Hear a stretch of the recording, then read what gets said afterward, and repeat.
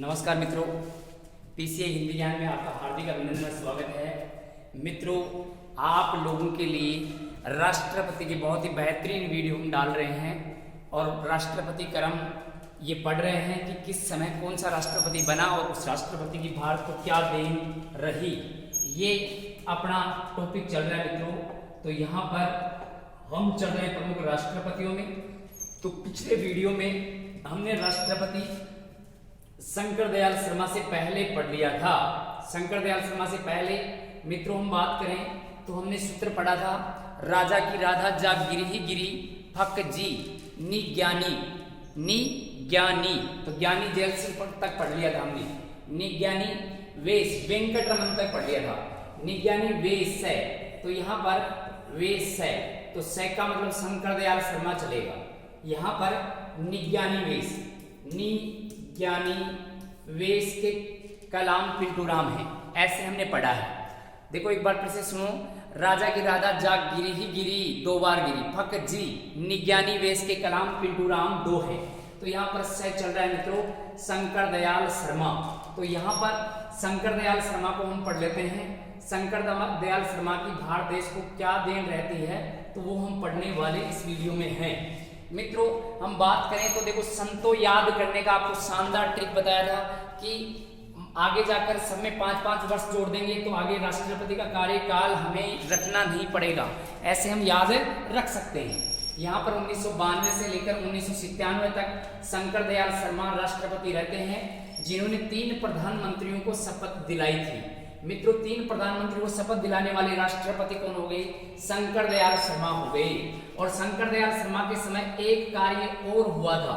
6 दिसंबर 1992 में बाबरी मस्जिद विध्वंस जो करवाई गई थी वो शंकर दयाल शर्मा के कार्यकाल के अंतर्गत ही करवाई गई थी। और इसके अलावा इनके बहुत महत्वपूर्ण काम के अंतर्गत ये 33वां और 34वां संवैधानिक संशोधन आता है जो हमारे लिए एक मिसाल कायम करता है। मित्रों 33वां और 34वां संवैधानिक संशोधन 1992 में आया था। 1992 तो अधिनियम है और इस अधिनियम के तहत ग्रामीण स्वशासन की शुरुआत तो यहाँ पर 24 अप्रैल 1993 को हो जाती है। मित्रों 24 अप्रैल 1994 को ग्रामीण स्वशासन की शुरुआत हो जाती है, जबकि नगरीय स्वशासन की शुरुआत यहाँ पर 1 जून 1994 को होती है। यहाँ पर हम बात कर सकते हैं मित्रों 33वां संशोधन है, ये अनुसूची 11वीं के तहत जोड़ा गया और यहाँ पर 34वां संशोधन है, ये अनुसूची 12वीं में जोड़ा गया। ऐसे 2 अनुसूचियां जोड़ी गई 11वीं और 12वीं। तो ये भी हम याद रख सकते हैं, ये देन भी शंकर दयाल शर्मा के समय मानी जा सकती है। इसी कड़ी में हम आगे चले तो मित्रों यहाँ पर के आर नारायण राष्ट्रपति बने 1997 से 2002 तक।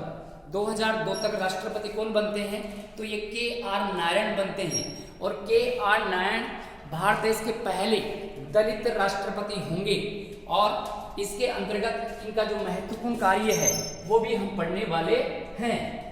तो मित्रों यहाँ सबसे पहले देख लेते हैं सर्वाधिक उम्र वाले, सर्वाधिक आयु वाले राष्ट्रपति कौन हो गए मित्रों तो ये यहाँ पर के आर नारायण होते हैं। और सबसे कम आयु वाले हमने पिछले वीडियो में डाला था नीलम संजीवन रेड्डी, 64 वर्ष की उम्र में वो प्रधानमंत्री बनते हैं और ये 76 वर्ष की उम्र में 76 वर्ष की उम्र में राष्ट्रपति बनते हैं। राष्ट्रपति पढ़ रहे हैं मित्रों। तो यहाँ पर प्रथम दलित राष्ट्रपति हो गए, एक प्रश्न तो ये बन गया। और कुल मतों का 95% मत इनको प्राप्त होते हैं, ये भी एक महत्वपूर्ण कड़ी बन सकती है कि 95% मत प्राप्त करने वाले राष्ट्रपति कौन हो गए तो ये हो जाएंगे अपने के आर नारायण। इसके अलावा हम आगे चलें तो प्रथम राष्ट्रपति जिसने अपने मतदान का प्रयोग किया, मत अधिकार का प्रयोग करने वाले राष्ट्रपति कौन हो गए मित्रों तो यहाँ पर हो गए के आर नारायण हो गए। यहाँ पर हम चले किसी भी पूजा स्थल पर एक भी दौरा नहीं किया, ऐसे राष्ट्रपति जो अपने कार्यकाल के अंतर्गत कभी भी किसी धार्मिक स्थल या पूजा स्थल का दौरा नहीं किया। यहाँ पर मित्रों आगे हम चलेंगे तो हमारे देश के मिसाइल मैन आएंगे। इसी कड़ी में हम चले, देखो हमने पढ़ा निज्ञानी वेश के फॉर के आर नारायण हो गया, निज्ञानी वेश के कलाम। तो यहाँ पर मित्रों ये लिखा हुआ देखो कलाम, निज्ञानी वेद के कलाम पिंटू राम 2 हैं, ऐसा अपना सूत्र हमने पढ़ा है। तो यहाँ पर मित्रों एपीजे अब्दुल कलाम से सबसे पहले प्रश्न बन सकता है कि यहाँ पर एपीजे अब्दुल कलाम का पूरा नाम क्या है, ऐसे पूछा जा सकता है। तो यहाँ पर मित्रों एक का मतलब हो जाएगा अबुल, एक का मतलब क्या हो जाएगा अबुल, पी का मतलब हो जाएगा पाकिर और जे का मतलब हो जाएगा जैनुलाब्दीन अब्दुल कलाम। ऐसे इसका पूरा नाम हम प्राप्त कर सकते हैं, जिसके अंतर्गत हम बात करें अब्दुल कलाम तो स्वयं हो गए और फिर आगे चलते हैं पिता का नाम हो गया, दादा का नाम हो गया, परदादा का नाम हो गया, अपने नाम के आगे इन्होंने जोड़ा और ऐसे इनका नाम 2002 से 2007 तक ये भारत के राष्ट्रपति रहे। इसके बाद में हम चले तो इनका जन्म 15 अक्टूबर 1931 में रामेश्वरम तमिलनाडु में इनका जन्म हुआ था। फिर मित्रों चले ऐसे राष्ट्रपति जो अव्यवहित थे और गैर राजनीतिज्ञ थे, राजनीति से कोई संबंध नहीं रखते थे, इनका संबंध अपने विज्ञान से संबंध था, वैज्ञानिक थे। 1997 में इनको भारत रत्न मिला और भारत रत्न प्राप्त करने वाले ये 5वें राष्ट्रपति हुए, 5वें राष्ट्रपति। ये हम मित्रों लास्ट में पढ़ेंगे कि कौन कौन से राष्ट्रपतियों को यहाँ पर भारत रत्न प्राप्त होता है। मित्रों राजा की राधा जागीरी, मतलब 4 तो ये हो जाएंगे, 5वां ये हो गया और आगे चलेंगे तो प्रणब मुखर्जी आ जाएंगे। अपना वो सूत्री काम करने वाला है भारत रत्न में, तो वो हम पढ़ने वाले हैं आगे। फिर मित्रों हम आगे चलते हैं तो एपीजे अब्दुल कलाम को मिसाइल मैन के नाम से जाना जाता है। इसके अलावा भारत के प्रक्षेपास्त्र के ये जनक माने जाते हैं। आगे बढ़े तो ये जनता के राष्ट्रपति के नाम से जाने जाते हैं। पहला स्वदेशी उपग्रह का निर्माण करने वाले राष्ट्रपति कौन हो गए, एपीजे अब्दुल कलाम। और 27 जुलाई 2015 को IIM शिलोंग में भाषण देने के दौरान इनकी क्या हो जाती है मित्रों, मृत्यु हो जाती है। तो ऐसे ये अपने देश के बहुत ही शानदार राष्ट्रपति रहे जो अल्पसंख्यक हैं। इससे पहले देखो हम पढ़ चुके हैं अपने देश के लिए अल्पसंख्यक राष्ट्रपति, अब तक ये 3रा राष्ट्रपति है और ये ही एकमात्र राष्ट्रपति जो पद पर रहते हुए इनकी मृत्यु नहीं हुई। जाकिर हुसैन की 69 में मृत्यु हो जाती है और फखरुद्दीन अली अहमद की 77 में मृत्यु हो जाती है, जो अपने राष्ट्रपति कार्यकाल के दौरान होती है। अब चलते हैं मित्रों आगे चलिए इनकी जो पुस्तकें हैं, इनकी पुस्तकों में हम देखते हैं तो इंडिया 2020 इनकी पुस्तक है। भारत एक सपना जो 2000 यहाँ पर 20 सपना इंडिया 2020। इसके अलावा माई जर्नी भी इसी की पुस्तक मानी जाती है। छुआ आसमान, भारत की आवाज अब वर्ल्ड में गूंजेगी, ऐसे मान ले तो ये तेजस्वी मन, एपीजे अब्दुल कलाम का मन तेजस्वी था, जिसने मिसाइल मैन के नाम से जाना जाता है और जिसने विज्ञान में ऐसी देन दी कि हमने आसमान छू लिया। क्या छू लिया मित्रों, आसमान छू लिया। जर्नी से, यात्रा से हमने क्या छू लिया, आसमान। ऐसे इनको याद रख सकते हैं। भारत की आवाज बनकर अपने तेजस्वी मन को और ये आसमान को छूते हैं। विंग्स ऑफ फायर भी पुस्तक इन्हीं की मानी जाती है।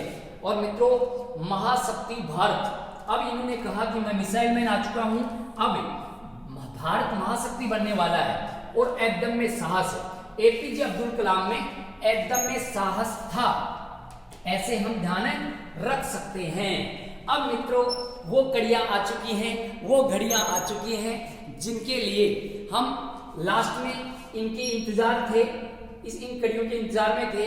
यहां पर देखते हैं मित्रों इनके बहुत ही शानदार लाजवाब जबरदस्त कथन जो हमें कहीं न कहीं ऊर्जावान बनाते हैं। तो मित्रों यहाँ पर देखते हैं कि प्रमुख कथनों में इन्होंने कहा कि सभी चिड़िया बारिश में एक छाया की तलाश करती हैं, सभी चिड़िया बारिश में छाया की तलाश करती हैं, मगर इन्होंने कहा गुरुड़ एक ऐसा पक्षी है जो कभी ऐसा करता नहीं, क्योंकि उसकी उड़ान बादलों से ऊपर होती है। तो देखो ये लिखा है सभी चिड़िया बारिश में छाया की तलाश करती हैं, सभी चिड़िया बारिश में छाया की तलाश करती हैं, परंतु गुरुड़ उसकी परवाह नहीं करता, क्योंकि वह बादलों के ऊपर उड़ता है।